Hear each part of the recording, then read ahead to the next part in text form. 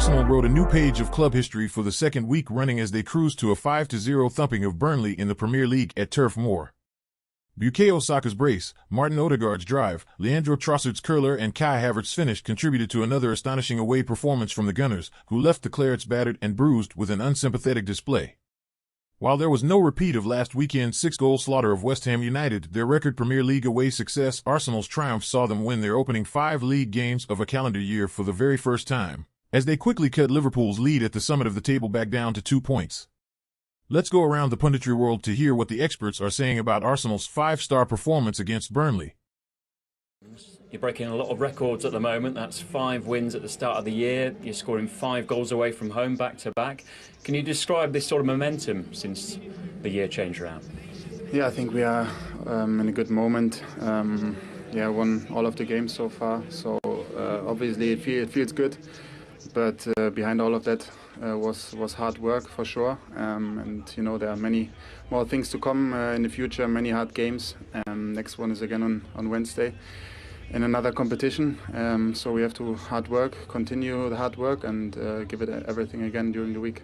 Talk me through today's game. You're expecting a tough game, but you scored at really important times, didn't you, to just be ruthless?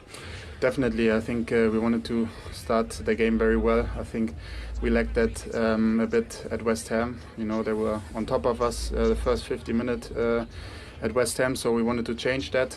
So the early goal was very important for us. And you know, I think we scored another couple of good goals, and we're happy with the win. Glorious day for the club. Sold out crowd at the Emirates watched the women's team win today. Both teams going for titles this season. What's it like to be around the training ground at the moment? It's amazing. It's amazing. You know, we are all together. You know, the youth, us, and the ladies as well. So there's a good connection. So there's obviously a very good dynamic right now. We try to push each other every day. Yeah, it's good. But you know, as I said, there's still a lot to play, and we're gonna give everything. Well played today. Thank you. Thanks a lot. Left back, Arsenal have small issues there with Zinchenko. We know how loose he can be defensively. He's looking rock solid at the moment. Kiwa in that left back position. So it's all good. I'm not talking it up too much. Still all to do, but they're in a really good place. Yeah, they are. I mean, it's a magnificent performance. I think they look strong. They look like a machine at the minute. There's a physicality about Arsenal and a good mentality, and they're clinical. You know, some of the finishes today were outstanding. Some of their football was outstanding. Burnley just couldn't lay a glove on them, couldn't live with them. And that's another great performance.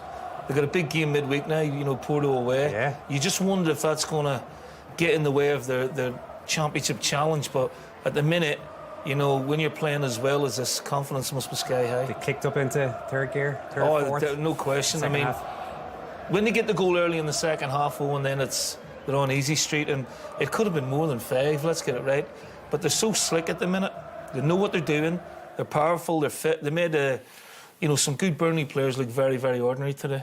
Yeah, easy street, easy to be quality street. I mean, they're pouring at the moment. They really are. It's interesting, the Champions League, when you get that one, you could argue that one both ways in terms of emotionally, physically, what it could take out of you, but you could easily flip it on its head. No, you want to be in compliment. It. You want to be in it, right? Yeah. But my point is, you know, will it, if they keep going in both the competitions, will one affect the other? Do you know what I mean, Kenny? Yeah, I think it can do at times, but it can have the opposite. It can galvanise the dressing room. Going to Porto, getting results, quarterfinals, the Champions League, the belief starts. This could be a magical year. Everybody wants to be part of it. Everybody's getting game time. Everybody's chipping in with goals. High level of performance. Everybody's demanding more of each other. It could be that type of effect. One could complement the other.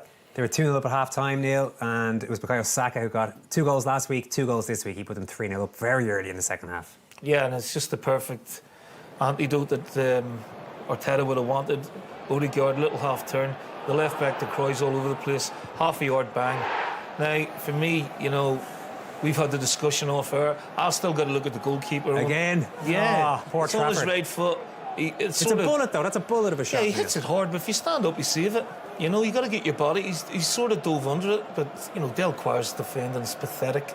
You know, first of all, the ball's played in behind him, and he doesn't get anywhere near body contact to stop the shot. I got to cut him a bit of slack here, the left back. This is how good Saka is. We know how good he is in that left foot. You show him inside in that left foot, forget it. He whips it inside the far post. So what do? You lean him, you show him on his outside onto that right foot. Do you fancy his chances off his right side? Yeah, absolutely. He's that good technically off his left and right side. I'd suggest almost impossible from a full-back in that position against a player of Saka's quality. It really is. We bigged up Saka and Martinelli in advance, and they did it again today. Saka's just on fire right now. Yeah, he's looking really sharp. You know, he's looking clinical. He's looking like he wants to hurt teams. His performance today again, he made the game look easy, and he's just maturing into a top player. Just this little, you know, half a yard bump he's away from people. His goal last week when he steps inside a guard and just flashes in the near post. And again today, he just looks a player in the top of his game. Yeah, you could play any club team in the world. He wouldn't look outplaced in Real Madrid at the moment. His technical ability is that good. Game awareness, decision making. Always has been at a very early age since he came into the team. He's had that, and he's a leader. He's a leader in the team. He's looking now. Strong and powerful, though, Kenny, as well. He's looking fit. Can't knock him off the ball. Exactly. Can't intimidate him. You know, that's mentality as well. He's a strong boy. Don't get me wrong, but that's mentality as well. It was getting a little bit ridiculously easy by this stage. We're going to show a couple of stats here before the Trossard goal. There you go. So nice and very efficient as well with his finishing. You know, he's doing everything he needs to do, and he tracks back. You know, distance covered, all that kind of stuff. But Arsenal need these numbers from him. I never felt Arsenal need. It's an interesting argument. They haven't got a 25-goal number 9. You can't win a league without that. Never quite bought into it, and the wingers had a reason. The kind of numbers that they can put up, Saka and Martinelli in between, 15 potential league goals, Odegaard as well. If they can contribute double figures, Havertz, when everybody else is chipping in, then it is possible to make that argument. Arsenal can win a league title without a 20-goal number 9. Well, they could still do with Mbappe next year if he ends up going there. But what about Trossard's goal then? This is for 4-0. Yeah, hadn't got his shooting boots on today. Trossard, really impressed with him last week, but yeah, a little bit off it up until this point here. It's a reasonably easy finish for him. It's really poor defending from Burnley. Like getting dragged all over the place here. The kind of the back four unit panicking defending, people throwing their legs at things, but just holds his position at the back post here. Balls are eyes to him, and clear picture what he wants to do. Just kind of a controlled finish. I think he's a better option than Havertz at the moment. That kind of false number 9. I actually trust him a little bit more in front of goal. I know Havertz got a goal next, but he's been lacking a little bit of confidence. He's a bit more loose in front of goal, Havertz. This lad's a little bit more clinical when those opportunities present themselves in front of goal. You could see in the celebration there he was a bit relieved because he probably should have scored before then. He should have done, yeah, but I've always liked him. I think he's a player of great football intelligence. He can play anywhere across the front line. I think he's been a great signing in terms of giving that squad depth as well on goals. We talked about Liverpool's front three earlier on. Arsenal's are in the same vein of form at the minute, Kenny. You know, they look really impressive, whether it be in terms of dominating possession and their scoring goals or excellent on the counter-attack as well. Kai Havertz got the 5th goal, as Kenny alluded to there. So this is the one that actually puts them, they're still 2 points behind Liverpool, but actually this makes their goal difference 1 better than Liverpool. So who knows, these kind of goals might count come the end of the season. Yeah, listen, it's a great goal, great individual goal. I've got to say, the defending here is abysmal. Talk about Burnley here for a second, actually, because it's you were so really bad. I mean, it's a throw-in. You know, they've switched off. Then the guy comes across, gets nutmeg. Dara can't get back in. Looks like he's treading water there. It's a nutmeg.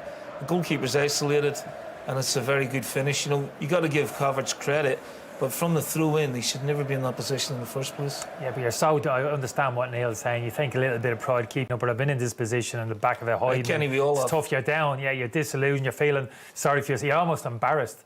To be honest with you, very, very difficult in that situation to pull yourself together and pull people around you and have that type of kind of positive attitude, because you're literally so down on yourself. It's a tough place to be in. The top half of the table looks good there for Arsenal at the moment. They're right in it. Man City obviously playing against Chelsea in just a few minutes' time.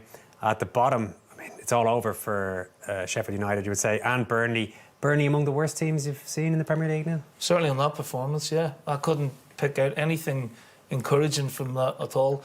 What they were trying to do, an identity. There was nothing about them, and just looked like a young team that was put together today and got absolutely bossed. You know, bullied.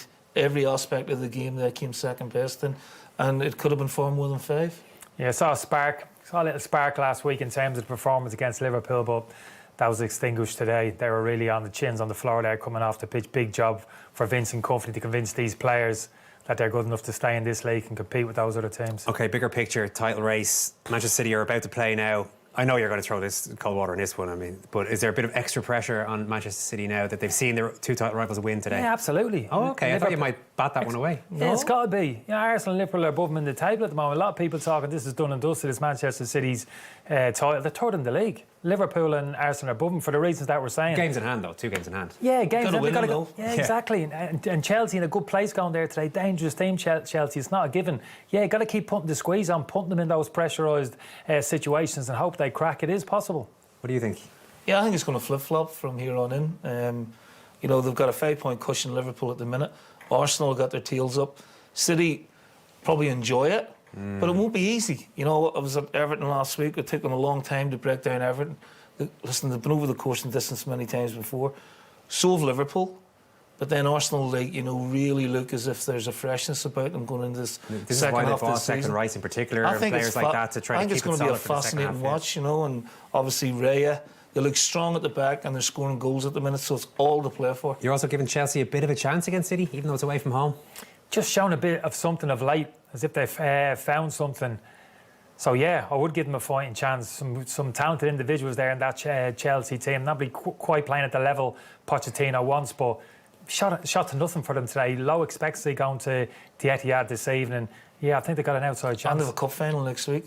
Yeah, it's all right. Yeah, they play Liverpool next week in the league. So they want to, you know, put a marker down for that as well. Individual players. I don't know if Pochettino will have an idea in his head what he'll want for the final, but if you're one step away from a cup final, you want to play really well before that. OK, we're out of time because we're about to show you the URC game. Connacht are away to Cardiff, so that means I won't throw another Irish managerial update question at you, Neil. Just about 2 or 3 for today, our regular slot now. Thanks, Neil. Thanks, Kenny. Great stuff. We'll talk to you all again next week for Manchester United against Fulham.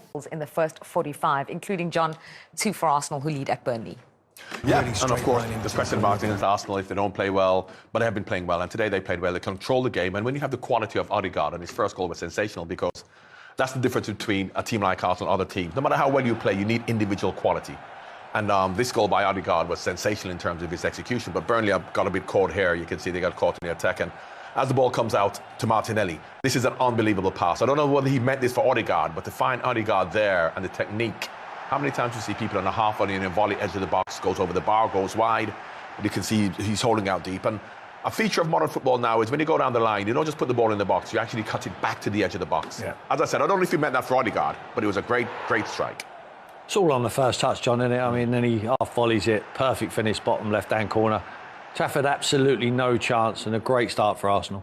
They've been in control of the game as well. Yeah, great start for them. They played really well. Yeah, early, important to get that early goal. They then were awarded a penalty for this foul from Aston on bringing down Trossard. Did you think it was clear, cut and dry penalty?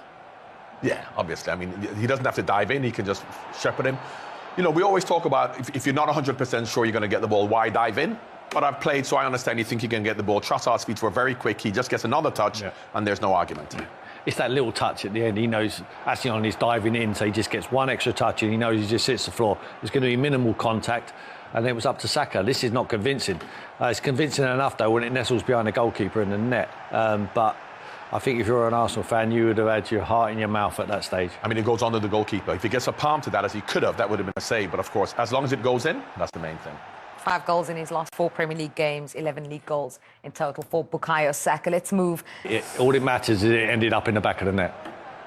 Yeah, Saka was to get a second in the second half then to make it 3-0, and this is the goal, John. Yeah. Well, of course, you look at the time, 47 minutes. You're coming at half-time, 2-0 down. You come out, you keep it tight, maybe you get a goal. Going 3-0 down against Arsenal, a poor header, defensive header there, and you can still see how open they are here.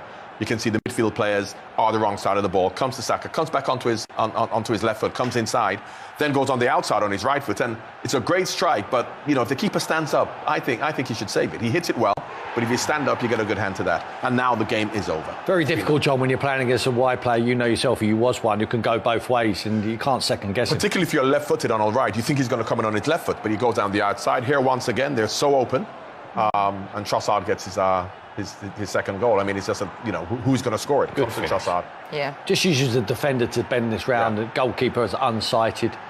Guerra just drifts forward. He goes at the right time. He's nicely tucked into his centre half. So he's the right time to go forward, and it's a decent enough pick out. They get a little bit lucky, of course they do, but Trossard just uses that defender to unsight the goalkeeper. He affects football matches. Every time he's out there, he assists or scores. Outstanding signing. And I'm pleased for Havertz. Hey, this is Havertz's goal. I mean, it's ridiculous. Look at a long throw. A throw over the top and in on goal. Yes, you know, he nutmegs him, comes inside. But look how open Burnley are. The midfield players are nowhere to be seen in front of the back four. And I'm pleased for Havertz because, you know, but the thing with Arsenal is that they haven't necessarily got a centre forward, so they scored 5 goals and 6 goals. When they're not going to do that, I still feel they need a centre forward long term. Doesn't help when you've got centre halves trying to play offside from a throw on. I mean, you get 5-year-olds who do that, you know, and get told otherwise, and then they learn by the time they're 6. These are playing in the Premier League, trying to play offside from a throw on. Incredible. Yeah, they're on a goal-scoring run at the moment. Arsenal, 21 goals in their last 5 Premier League games. They're spreading the goals around. And of course, when you're playing well and you're full of confidence, anybody can score, as they're showing here. But as I said, come March, April, when all of a sudden you're not going to be scoring goals, because these aren't regular goal scorers, when you can say, we've got a centre forward to score goals, is it going to be Nketiah? Yeah. Not necessarily. And I think that that's probably where they will fall down short. But at this moment in time, they're doing fantastically well. All right, that's Arsenal wrapped up. We have a couple of other...